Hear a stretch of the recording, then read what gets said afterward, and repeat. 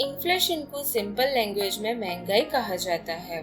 Inflation rate का मतलब है कि जब करेंसी की वैल्यू कम हो जाती है और गुड्स और सर्विसेज की प्राइस हाई हो जाती है, तब इन्फ्लेशन रेट बढ़ गया है ऐसा कहते हैं।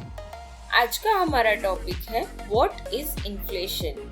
आज के टॉपिक में हम जानेंगे इन्फ्लेशन किसे कहते हैं, टाइप्स ऑफ इन्फ्लेशन, इन्फ्लेशन को काउंट कैसे किया जाता है, इन्फ्लेशन टॉपिक के मेन पॉइंट। हेलो फ्रेंड्स, आपका स्वागत है हमारी चैनल पे MIS मनाली इन्वेस्टमेंट सॉल्यूशन। आपने अभी तक हमारी चैनल को सब्सक्राइब नहीं किया है तो फ्रेंड्स जरूर कर लीजिए और वीडियो को लाइक और शेयर जरूर करना। वीडियो रिलेटेड आपको कोई भी क्वेश्चन है तो कमेंट में जरूर पूछना।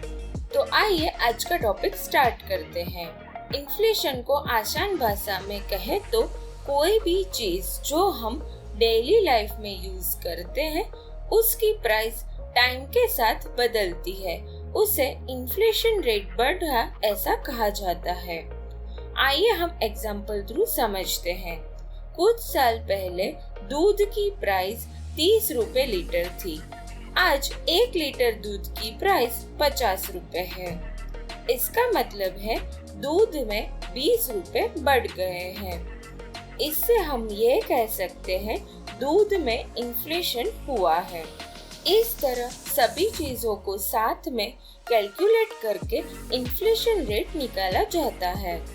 इन्फ्लेशन रेट इकोनॉमी की जरूरत से ज्यादा पैसे प्रिंटिंग करने से होती है और डिफ्लेशन का मतलब है कि कोई भी चीज या सर्विस की प्राइस डाउन होती है, उसे हम डिफ्लेशन कहते हैं।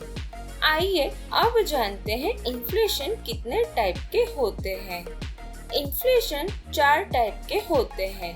पहला है क्रीपिंग इन्फ्लेशन, दूसरा है वॉकिंग इन्फ्लेशन, तीसरा है रनिंग इन्फ्लेशन और चौथा है जंपिंग इन्फ्लेशन। आइए हम पहला समझते हैं क्रीपिंग इन्फ्लेशन। क्रीपिंग इन्फ्लेशन में महंगाई धीरे धीरे बढ़ती है, जैसे एक साल में 10% तक बढ़ती है। दूसरा है वॉकिंग इन्फ्लेशन। वॉकिंग इन्फ्लेशन में महंगाई 3% से 7% के बीच में होती है। इससे हमें ये पता चलता है अब महंगाई बढ़ने वाली है, महंगाई को कंट्रोल में करना जरूरी है। तीसरा है रनिंग इन्फ्लेशन। रनिंग इन्फ्लेशन का मतलब है इन्फ्लेशन रेट 10% से 30% के बीच में होता है। ये इकोनॉमी के लिए अच्छी बात नहीं होती है। इसका मतलब है अब इन्फ्लेशन कंट्रोल के बाहर है। और चौथा है जंपिंग इन्फ्लेशन। जंपिंग इन्फ्लेशन का मतलब है जिसमें महंगाई बहुत तेजी से बढ़ती है, मतलब एक साल में 20%, 100% या तो 200% तक चली जाती है। आइए अब जानते हैं इन्फ्लेशन को काउंट कैसे किया जाता है। इंडिया में इन्फ्लेशन को काउंट 2 टाइप से किया जाता है।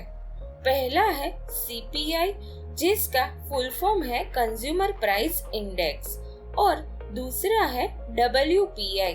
WPI का फुल फॉर्म है होलसेल प्राइस इंडेक्स। आइए हम CPI समझते हैं।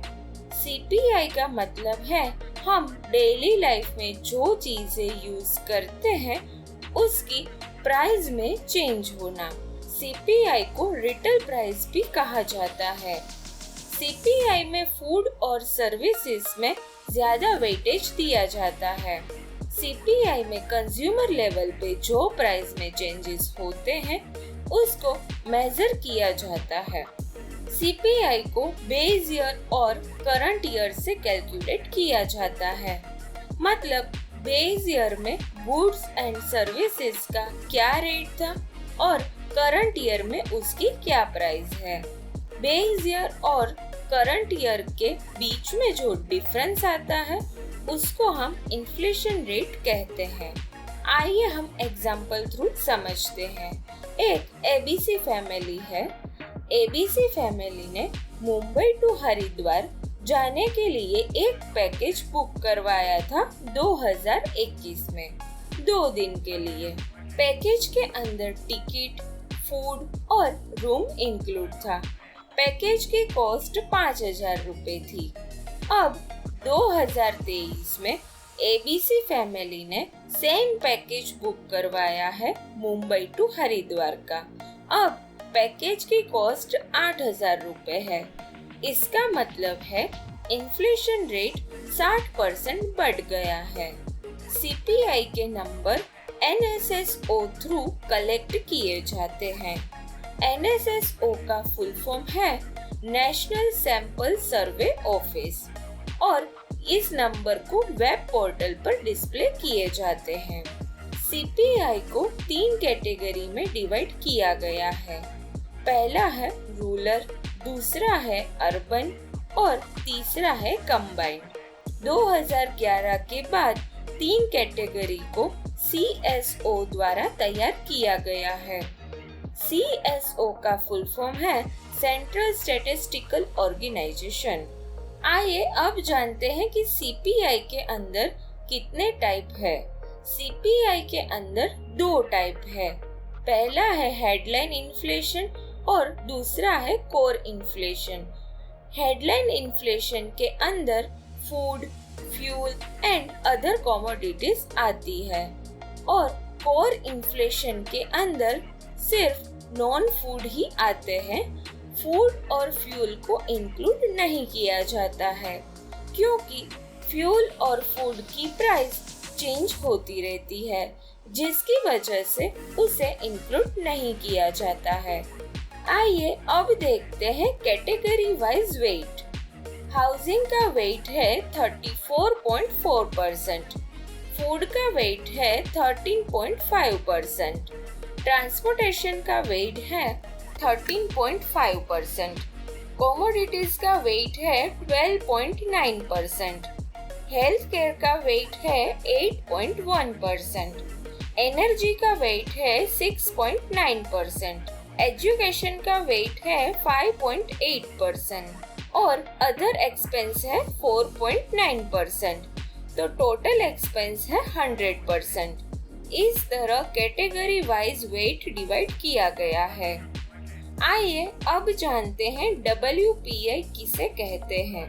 WPI का फुल फॉर्म है होलसेल प्राइस इंडेक्स। WPI का मतलब है कि गुड्स को होलसेल में सेल करना। WPI मेजर करता है सब गुड्स की प्राइस को बेचने से पहले। ये सबसे ज्यादा इंडिया में यूज्ड होता है। इसका handling ministry of commerce and industry और ऑफिस ऑफ इकोनॉमिक्स करते हैं। WPI 3 कैटेगरी में डिवाइड होता है। पहला है प्राइमरी आर्टिकल्स, दूसरा है मैन्युफैक्चर्ड आर्टिकल्स और तीसरा है फ्यूल एंड पावर। तो आइए हम पहला समझते हैं प्राइमरी आर्टिकल्स। प्राइमरी आर्टिकल्स का वेट है 22.62% और इसके अंदर फूड आइटम्स, नॉन फूड और मिनरल्स आते हैं। दूसरा है मैन्युफैक्चर्ड आर्टिकल। मैन्युफैक्चर्ड आर्टिकल्स का वेट है 64.23%। इसके अंदर केमिकल, मेटल और टोबैको प्रोडक्ट्स आते हैं। और तीसरा है fuel and power. Fuel and power products का वेट है 13.15% और इसके अंदर मिनरल ऑयल, LPG और डीजल आते हैं। WPI में मैन्युफैक्चर गुड्स को ज्यादा वेटेज दिया जाता है। आइए अब जानते हैं इन्फ्लेशन बढ़ने के 3 रीजंस। इन्फ्लेशन बढ़ने के 3 मेजर रीजंस है demand pull inflation, cost inflation और बिल्ट इन्फ्लेशन।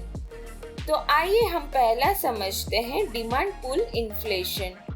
जब मार्केट में गुड्स एंड सर्विसेज की डिमांड बढ़ जाती है और सप्लाई कम हो जाती है, इसे डिमांड पुल इन्फ्लेशन कहते हैं। दूसरा है कॉस्ट इन्फ्लेशन।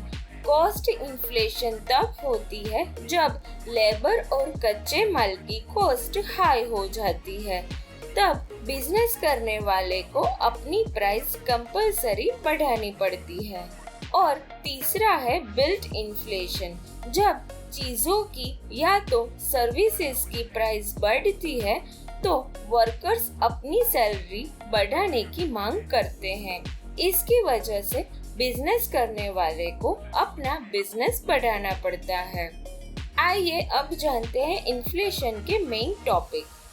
इन्फ्लेशन से करेंसी की रेट डाउन होती है और गुड्स और सर्विसेज की प्राइस हाई हो जाती है।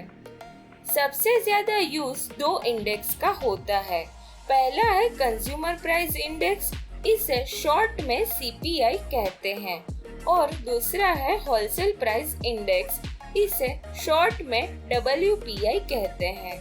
जिसके पास स्टॉक, प्रॉपर्टी जैसे एसेट है, उसको इन्फ्लेशन हाई होने से फायदा होता है।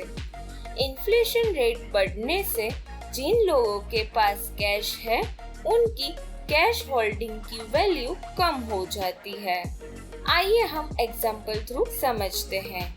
मिस्टर ए ने फिक्स डिपॉजिट में 10,000 रुपए इन्वेस्ट किया है और इंटरेस्ट रेट है 4% और आज इन्फ्लेशन रेट है 7%। इंटरेस्ट रेट से इन्फ्लेशन रेट हाई है, जिससे मिस्टर ए की जो होल्डिंग है उसकी वैल्यू कम हो रही है। इन्फ्लेशन रेट कंट्रोल में रहना कोई भी कंट्री के लिए बहुत इम्पोर्टेंट होता है। तो फ्रेंड्स, आज के टॉपिक में हमने जाना कि इन्फ्लेशन किसे कहते हैं, इन्फ्लेशन कितने टाइप के होते हैं, इन्फ्लेशन को काउंट कैसे किया जाता है और इन्फ्लेशन के मेन पॉइंट। तो फ्रेंड्स, आपको हमारा ये वीडियो पसंद आया है तो हमारे वीडियो को लाइक कीजिए और चैनल को सब्सक्राइब जरूर करना। Bye friends, thank you.